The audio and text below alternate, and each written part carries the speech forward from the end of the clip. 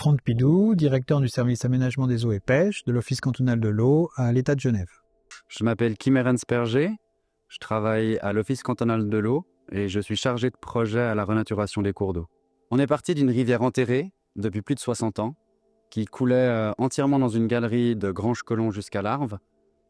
Et avec cette première étape, on a pu ressortir un bout de ce cours d'eau dans le quartier en cours de régénération qui est le quartier Praille-Acacia-Vernay. Notre goutte d'eau, en fait, elle vient de Grange-Colomb. Donc on est en amont de la route de Saint-Julien. Et cette goutte d'eau, elle va se balader dans une conduite qui passe sous les voies de chemin de fer, qui ressort au niveau du quartier de l'Étoile. Là, elle est à ciel ouvert, elle va faire le tour de l'immeuble qu'on appelle Pictet. Et ensuite, elle passe sous la rue des Acacias. Sous la rue des Acacias, elle va réapparaître au niveau de la rue Boissonnat. Sur 200 mètres, elle aura sa forme définitive de rivière. Et ensuite, elle retourne dans une conduite pour terminer sa course dans l'Arve. Donc, elle a l'emplacement de la future rivière qui va se réaliser par tronçon. L'un des grands challenges de cette première étape, c'est de travailler dans un milieu très contraint, avec plusieurs chantiers, dont le campus Pictet de Rochemont, qui s'est construit au même temps que ce premier tronçon de rivière. Donc effectivement, la coordination entre ces deux chantiers a été extrêmement dense. On a remis à ciel ouvert une rivière à côté d'une tour de 90 mètres en construction, en ayant, je crois, 14 mètres pour travailler. On a traversé la route des Acacias. En l'espace de 4 jours, on a dû démonter entièrement une rue énorme, enlever les trams pour remettre des trams quelques jours après, en apprenant, en parallèle de tout ça, qu'on avait les matériaux peut-être les plus pollués du canton, avec des quantités de PFAS énormes qu'il a fallu gérer en parallèle de tout. Alors aujourd'hui, on est très fiers d'avoir terminé cette première étape et on se projette vers l'avenir. Et la suite s'inscrit dans l'urbanisation et la régénération de ces quartiers au sein du périmètre Praille-Acacia-Vernay. On ne sait pas exactement quelle sera l'étape future, mais il y en aura plusieurs et elles seront dépendantes des développements urbains. La rivière dans son ensemble, elle pourra être remise à ciel ouvert, on estime, dans les 15 années qui viennent. On a un horizon à 2040 pour avoir la rivière entièrement à ciel ouvert dans le quartier, dans le périmètre Praille-Acacia-Vernay. On a ces conduites provisoires qui ont été posées aujourd'hui pour alimenter les tronçons renaturés ici à l'Étoile et à Boissonnat. Et ces étapes futures consistent à remplacer ces conduites provisoires par une rivière à ciel ouvert. Ce qui se dessine pour l'instant, c'est qu'on a plusieurs secteurs qui s'allument.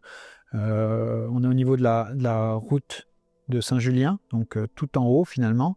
Des réflexions, un avant-projet qui est en train d'aboutir, avec un travail avec la direction Praille-Acacia-Vernay et avec les différents propriétaires qui sont sur place.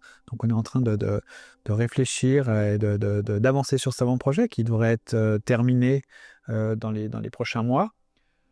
On a complètement à l'opposé, à l'arrivée dans l'Arve, un projet qui s'appelle le Parc des Sports, où on travaille avec la ville de Genève, où là on travaille de manière coordonnée, assez fine avec eux, pour proposer un projet définitif à mi-2026.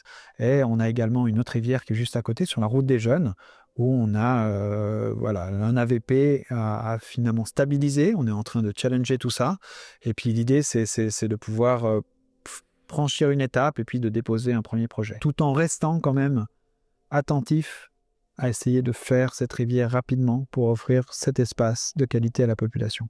Ce projet, il est soutenu d'ailleurs par l'Office fédéral de l'environnement. On travaille aussi pour essayer de soutenir ces rivières, de garantir un débit suffisant en été, avec des systèmes de réalimentation de nappes, avec des systèmes de zones humides. Donc tout ça s'inscrit dans une vision un peu générale et un vrai projet de garder nos rivières en vie et fonctionnelles. Il faut rappeler qu'un projet comme ça ne se réalise pas tout seul. On n'est pas juste l'Office cantonal de l'eau à développer un projet dans notre coin. On a travaillé avec énormément de partenaires, que ce soit des bureaux d'ingénieurs, des architectes paysagistes, des hydrogéologues, des géotechniciens. On a eu des écologues.